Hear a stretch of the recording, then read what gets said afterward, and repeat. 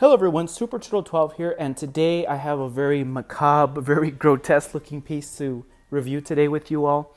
This is Mortighull, the Reaper General from Court of the Dead. This is a line by Sideshow Collectibles, and it's a really fantastic line, guys. It's very, like, if you like anything underworld, ghoulish, macabre, littered with skulls and monsters, this line is up your alley here. So today, guys, I'm going to do something a little different. I'm going to do like a reverse review. So what that means is I'm going to just give you my final thoughts on this guy at the start of the video, and then I'm going to go more into detail after that. Okay, so if you're here just to see, you know what, should I buy this guy or not, I'll give you my opinions just on like a brief overview, and then after that I will go more in detail, and I'm going to talk about how this guy was developed over time and my thoughts on the final product. I'm going to start with the pros here with this scary gentleman here. And I'm going to start with the armor set. I feel like if you're going to get this guy, you're buying him for this armor set and the motif of the undead and skulls and underworld.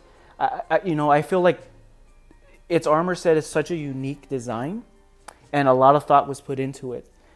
And just by all the details here, the intricacies running through it, I feel are phenomenal and they are amazing and unique.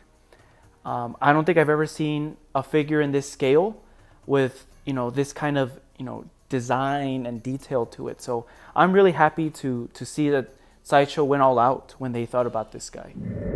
Second pro would be that head sculpt. I feel like that head sculpt is what really makes this statue unique and shine and have a presence. It's kind of like the Taskmaster that they've just designed. It's the head sculpt that really captures the eye, and then the eye flows to the rest of the figure here. And then that's what brings me to this next part, which is the exclusive. It's like this death mask. The mask itself really just hides what makes this guy unique and interesting here.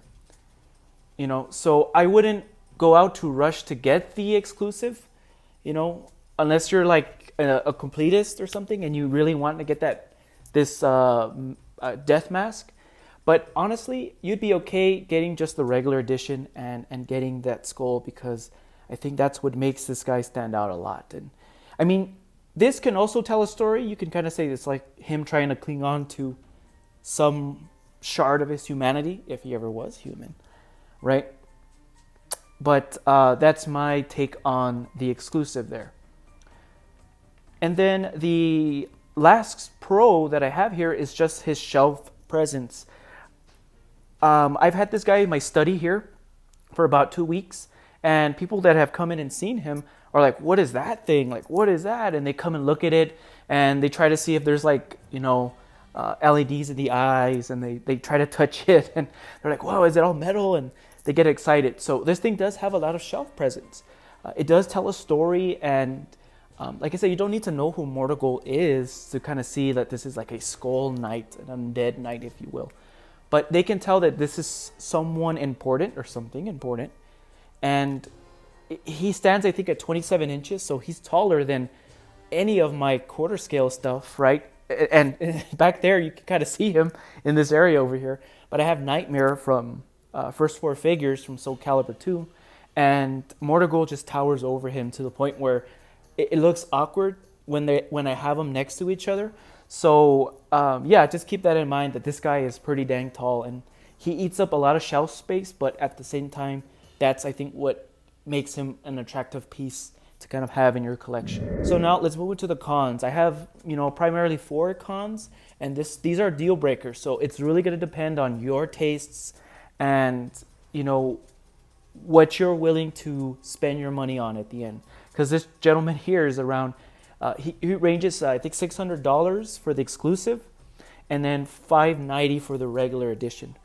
Strange thing is that this piece came out, I think, like 2 years ago, and that was already at like a high price. Now we have like Taskmaster that's going for, I think, like $570, $580. So it's about more or less the same price, but this guy is going to be a lot larger. So my first con, guys, is going to be, I have to say it, the cons line up right with the pros, and it's just the color scheme and the paint apps that they've elected to do for this guy. I feel like you lose a lot of these really nice details with all the layers of washes that they put on this guy. You know, like looking at it, you could tell that this guy was painted like a copper, like a goldish copper color. And some of the prototypes, which we'll look at later, you can kind of see where they were going with that early design. And then they added a black wash. I guess at the factories, they put a black wash on him. And then they added I think it's called like a teal wash to him. I don't know if you can catch some of this. And then they added like a gray, I don't think it's a dry brushing, could be, but it's like a gray wash or a gray dry brushing, and to make it look like he has dirt or soot kind of lining the pockets of his armor. And I just feel like I get that this guy's an underworld character, that he is like the Risen, right? Maybe he crawled out of a grave or something, but I kind of wish that they had kept that really nice polished looking armor just so it shines and pops even more. But like I said, that's really up to your taste. And that's something I'll get into later, as I had maybe an idea of what they could have done for an exclusive. So for me, that was a big con, because I want to see more of that armor. And looking at prototypes, I liked the way the prototypes looked. But let's continue. The head sculpt. So the head sculpt, if you're impressed with the head sculpt, or maybe if you're not, I had to do some work on the head sculpt, especially on the eye, this glowing eye here, and this kind of cratered, cracked, charred portion of his skull. Because when I first opened it, that eye was just a very dull green, and from all the promo pics, that eye really like popped. Like it almost looked like there was an LED in the eye. And I'm not saying they put special effects in there or anything. It's just the natural paint that they put on there was just a very vibrant green. The green that's on here is like a darker green, and it's a little muddy. So I had to go back and retouch that, and I actually added some glow to it on the fringes of that skull. And even on this portion here, hopefully the camera can capture it. I guess it's like I said, it tells a story. I guess something hit Mortighull in the face and just cracked his skull, and it was forever charred and cracked there. But all that black, I had to add that black, that lining, because it was all just brown, and it didn't look like anything was charred. And going back to the photos of the prototype, this now reflects more of what it should have looked in the prototype. So I had to do some work on that skull, because I just wasn't impressed when I first opened it out of the box. But the sculpt itself is phenomenal. Like, it's great looking. It's has a emotion to it. It's not just a skull, but there's like a grimace to it, and I think that's cool. But like I said, paint apps are kind of weak in the armor and the skull. The two more cons I have, guys, are this sword, broadsword. This broadsword is mostly plastic, which is unfortunate, because I usually don't mind when they use plastic bits, especially if it's something intricate. I get it. You're trying to save on costs, and they're trying to save the sculpt. But after 2 weeks of having this guy, I've noticed that this, probably from the hilt to the blade, has started to kind of slant and go down. And see, I don't know if that is, if I just got a bad piece. Maybe it just came like that and I didn't notice. But when I first set up this guy, it wasn't a prominent thing. I didn't even notice until doing some, B-roll footage on him. I noticed that blade started to descend. So I did try to, reaffix the arms to see if that was the thing, but the magnets are pretty solid on here. So it's just the matter of that this is plastic, and some angles you can't tell, but looking at it, straight away like this, you can really tell that this thing is kind of slanted. So like I said, play with the lighting, play with the positioning if you do decide to get him. To some people, it might be a big deal. Some people, it won't. And the last criticism I have, guys, is this mixed media. And I like the texturing. I think the texturing of the dirt is great. It's wonderful. It's nice to see. It matches the base. It's great. But there's no wire to it. So you really can't do much with it. It just really exists just to fill that void that, he's a skeleton.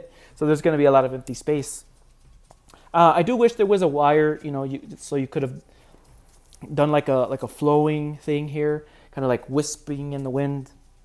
But another issue is even if it did have a wire, you have these hard, they're very rigid, by the way, these rigid like pleather pieces. And this piece in particular would have prevented, any really maneuvering of this cloak.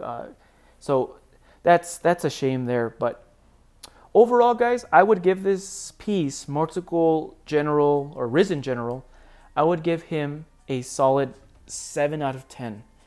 And I know that doesn't seem like a high score, but I feel like for the price you're paying for him, I wish this sword was metal, or at least, the hilt upward with like maybe having a metal rod, so you would not have that bend.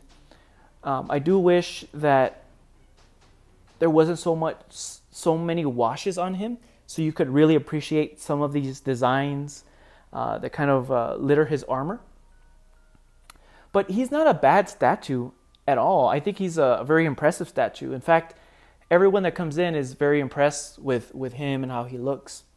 So at the end of the day, guys, you got to decide what are your tastes, because some of you might see this guy and you're like, wow, this is a fantastic, phenomenal piece, and this is great. I like that he's battle damaged, because that is a style. But what made me change my mind was doing more research about this particular character and looking at some of the prototypes, some of the concept designs.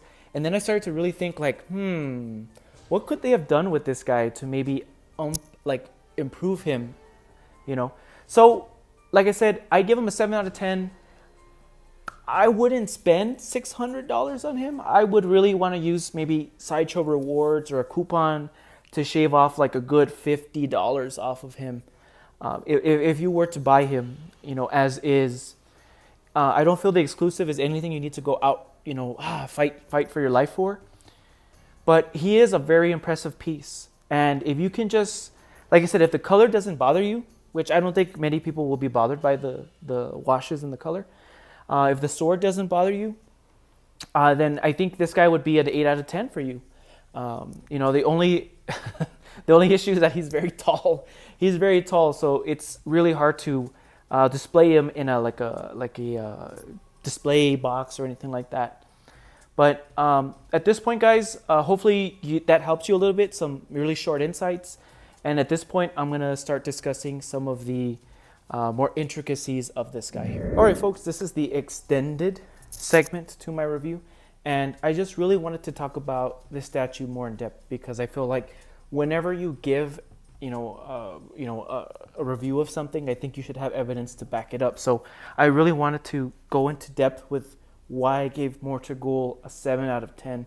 And a lot of it really plays on his previous iterations and his designs as this character was being created. So I'm going to show you some images of preliminary designs that are just sketches, and then I'll show you some of the two different kind of prototypes that we were shown at different conventions. So let's look at the first image here, and the image that you're going to be looking at is when he was not a general, but a captain. And you're going to see 3 striking features to him: is his helmet, which, like I said, it could be a helmet, but you see this, I know they're playing on the star for Court of the Dead, that star they always put behind the skull. So you have that logo kind of embalmed to his head, and I don't know if it was supposed to be maybe like a carapace or like a metal like faceplate or something you could have put on his head. But that would have been a cool exclusive to have too. It's unique enough and stylized enough that it would have been maybe a substantial alternate head sculpt instead of the death mask. And looking at his weapon set here, he has 2 weapons here. One is a glaive, like this very stylized, elongated glaive that kind of runs from his like elbow to the front of his fist. And looking carefully, you can see that there are 2 arms, right? One is kind of in a notch that's kind of made into the blade, and the other one is kind of like supporting that hand as well. So that's a clever design, very interesting. But you can kind of see that they used that particular weapon on that other character. I forgot, he's from the Flesh faction, but I don't know what he's called. But he's this big brute, and he has a very similar weapon type. So maybe that's why they didn't go with that design. Not too sure, but looking at his opposite arm, you could see he has like a shield on the other arm. There's really nothing much else to tell beyond that, but this was like the base concept for Mortighull. Now, looking at the next iteration of him, I feel like this is the direction they went with, but my heart wishes they had followed it a little closer to what they were presenting in these images here, okay? Because what you see here is Mortighull with a lot more mixed media. On his chest, you see that there's a banner that's kind of laid out in front of his armor plate that runs down his waist. That would have been a very clever design, especially if you could have elected to take on and off that armor. I think that would have been a really, really interesting feature to this piece. So you could have given him this, maybe take off his headpiece and you would lay the this garment kind of across his shoulders, his body, and then you could put the headpiece back that would kind of like hold it in place. I think that would have been an interesting design choice. At least added to the color palette, because that's another thing I think that bugs me about this piece, is that the color variation is very muddy. So you do catch glimpses of the teal, you do get the highlights of the copper, but beyond that, it's just a lot of darkness, a lot of black wash, and you lose a lot of the intricacies of the armor in that wash. But another interesting design choice is when they have him with the sword facing downward. I think this is the design they should have gone with, in my opinion. I know it's not like a action pose, but it's a design that's safe, and if the sword is bending because of gravity, if that is really a design flaw in the statue, going with this kind of preliminary design would have saved the statue from that design flaw there. So you could have also done things with the other arm too. You could have had him maybe with a skull on the other hand, or a shield, or a glaive on the other hand. You could have done a lot of really cool things with that other hand as either maybe an exclusive or just an alternate arm. So there could have been more versatility, if they had gone with that pose. But anyway, it is what it is. Let's keep going forward through time. And then we're going to see the first prototype design of Mortighull at a convention. And this prototype has him with his sword kind of in this down guard pose, which it's almost facing downward, but it's not. But more importantly, his armor. If you notice, his armor has a lot more color palettes to it. There's a lot more gold, a lot more copper. There's actually white, or at least looks like white, or it could be silver on his thigh guards, which I think this is what this statue really needed, was more color variation instead of just a blanket wash of black on top of him. And like I said, that downward blade could have maybe also suffered from the gravity issue, and maybe over time it would have gotten pulled down. Maybe they thought it wouldn't be a great size, I guess, to fit in a display cabinet. But then again, if we look at like Mortighull now, right, he does have, I do wish these elbows would have been bent and the sword would have been, facing this way, like a ready stance, ready to strike or guard. And I think that would have been interesting as well.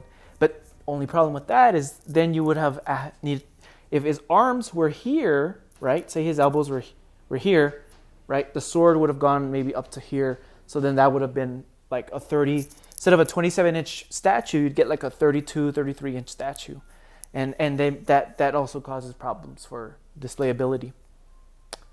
And then the last prototype here is the one we get closer to what we see here. But I mean, just looking at the piece, guys, just really looking at the prototype, there are the paint application on that prototype are gorgeous. The blacks look black, they're deep, they're scorched, especially on that head sculpt. The crevices in the armor are washed, but not a muddy wash. The color still breathes.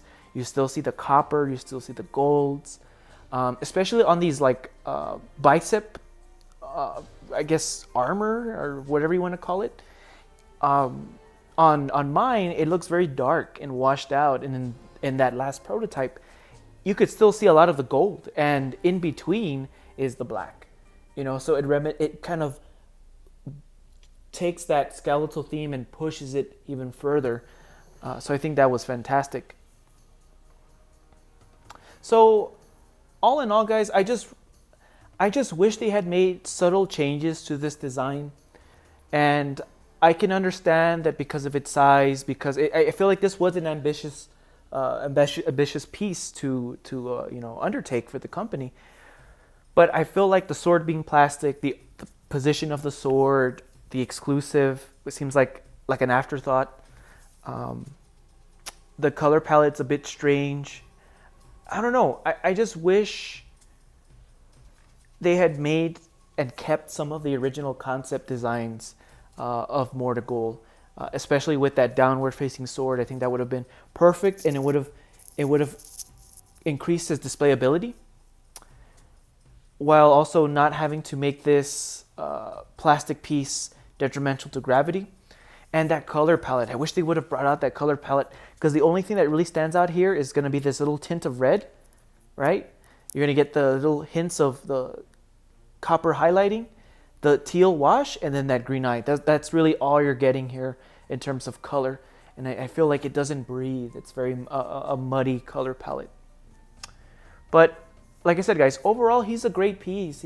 I'm not trying to say he's a bad piece. I just feel like they could have gone further with the design of it and the colors which they've elected to go with, at least from the factory. And like I said, some of you may see this and think it's fine and it's perfect, and this is what you think a skeletal warrior would look like, and that's great. More power to you. I'm just looking at it from a design perspective and really looking at how he was made and what he was based on. Because I one day, I think I was a week into having him, and I was like, I want to look up the lore, and that's where I found these sketches of him, and I'm like, wait a minute, this is Mortighull. I thought this was a different character. And then I started to research him more, and I saw these alternate sketches of him, and then I remembered, oh yeah, this prototype existed, and the color palette was really vibrant, very different from what we have now. So I do kind of wish for the exclusive they had done, you know how they're doing Olga Veil, where you have the regular Olga Veil that came out a few years ago, and then I think last year they unveiled the red edition, or the Executioner edition, right, where he looks more menacing. I think he comes with other bits too. But I wish they had done that with Mortighull here, where maybe you had 300 in this, you can call it like the Underworld edition, where he's has this patina wash, dark washes, very muted colors, very like grim dark, if you will. And then I wish they had like a gilded version or a court version, Mortighull court version, where this was gold and there was teffia or these like brown golden washes in between it, with another sheen on top of it. Kind of exactly what they did here in terms of layering, but it would have been brighter colors and less on the making it look old, instead making it look shiny and new. And I think that would have been a clever design for this guy, or another exclusive to have for him would have been interesting choice. But like I said, I'm not a businessman. I don't know what the boardroom looked like when they were saying, how do we sell this guy and make profit? So I don't know if that was even a possibility there.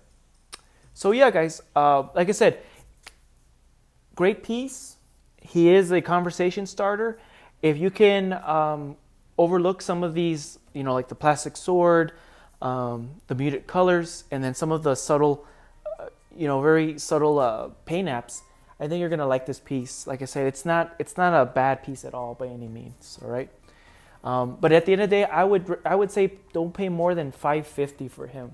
Really, I think you should use rewards or coupons to kind of lower the price for this fellow here. All right. Well, guys, this was a new type of review for me. Hopefully you liked it. Let me know if you did in the comments below. I kind of might try this out where I just gave you my initial thoughts, the first 8 minutes, and then really go into depth with the piece after that. Just so I can enjoy doing all these reviews, but also help people make purchases as well. Okay. So, folks, until next time, please stay super.